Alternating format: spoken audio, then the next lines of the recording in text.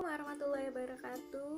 Selamat siang semuanya. Apa kabarnya hari ini? Semoga kita semua sehat selalu dan berada dalam lindungan Allah Subhanahu wa taala.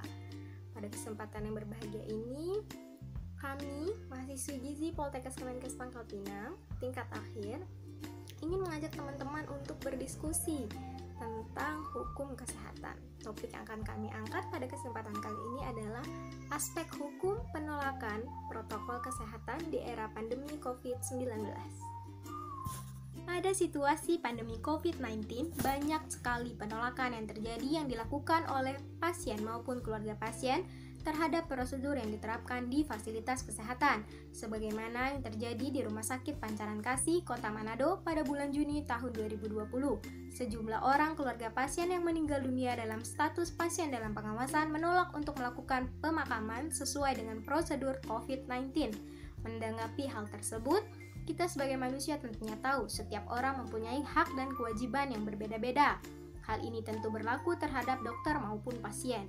Pasien memiliki hak atas informed consent, yaitu memiliki hak untuk memberikan persetujuan terhadap tindakan medis yang akan dilakukan kepadanya setelah mendapatkan informasi. Memiliki hak untuk memilih tindakan medis yang akan dilakukan kepadanya setelah mendapatkan informasi, dan juga memiliki hak untuk menolak untuk melakukan tindakan medis tersebut. Dalam Undang-Undang Nomor 29 Tahun 2009 tentang Praktek Kedokteran Pasal 52 pada butir 4 menyebutkan bahwa pasien dalam menerima pelayanan praktik kedokteran mempunyai hak menolak tindakan medis, dan pada butir 6 disebutkan bahwa pasien mempunyai hak menolak pengobatan. Pada butir 7 disebutkan bahwa pasien mempunyai hak untuk menghentikan pengobatan. Oleh karenanya, apabila pasien menggunakan haknya dalam memberikan penolakan terhadap suatu tindakan medik di mana pasien telah memberikan informasi sesuai dengan prosedur yang berlaku, maka segala konsekuensi atas penolakan tersebut telah dimengerti dan segala akibatnya menjadi tanggung jawab pasien tersebut. Dengan demikian, sepanjang keadaan kesehatan tidak sampai mengganggu orang lain, maka keputusan untuk mengobati atau tidaknya masalah kesehatan yang dimaksud sepenuhnya terpulang dan menjadi tanggung jawab yang bersangkutan. Secara tegas, apabila pasien menggunakan haknya dalam menolak suatu tindakan medik, maka pasien telah melepaskan hak hukumnya terhadap dokter apabila terjadi hal-hal yang tidak diinginkan. Baiklah, kemudian pada pasal 51 Undang-Undang Praktik Kedokteran diatur mengenai kewajiban dokter. Di antaranya memberikan pelayanan medis sesuai dengan standar profesi dan standar prosedur operasional, serta kebutuhan medis pasien. Sehingga apabila dokter telah menjalankan kewajibannya dan pasien dalam menggunakan hak-haknya memilih untuk menolak tindakan medik, maka dokter terlepas dari segala akibat hukum yang ditimbul setelah penolakan tersebut. Namun, dalam situasi pandemi COVID-19 terdapat hal berbeda dengan situasi di luar pandemi atau di luar situasi terjadinya wabah penyakit menular.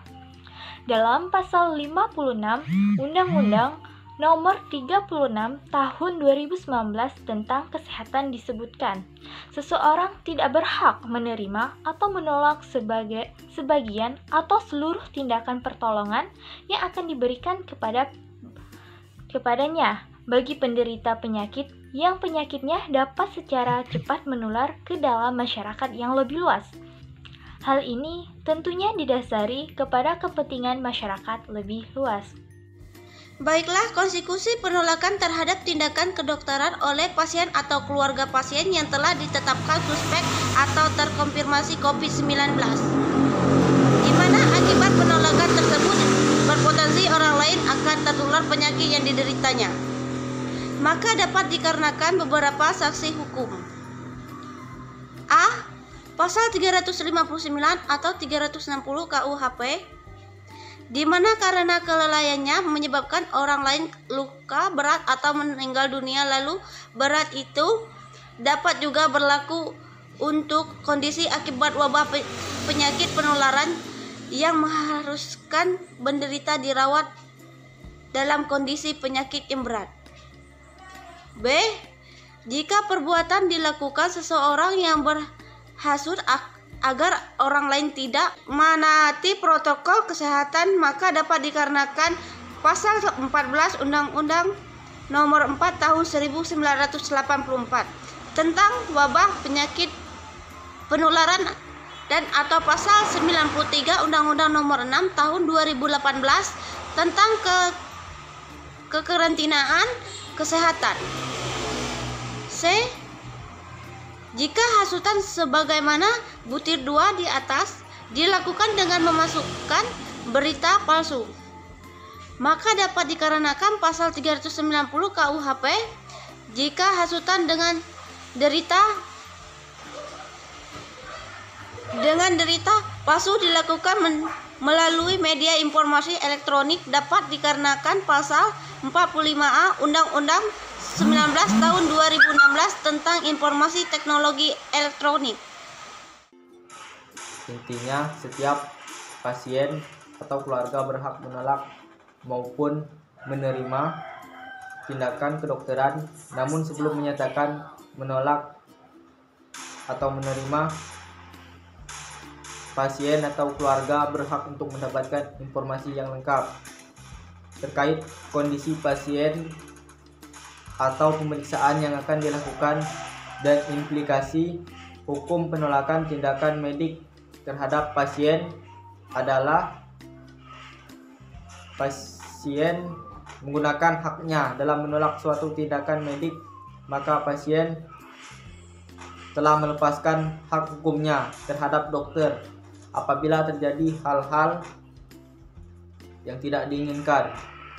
Sedangkan akibat hukum penolakan tindakan medik terhadap dokter apabila dokter telah menjalankan kewajibannya dan pasien dalam menggunakan haknya memilih untuk menolak tindakan medik, maka dokter terlepas dari segala akibat hukum yang timbul setelah penolakan tersebut.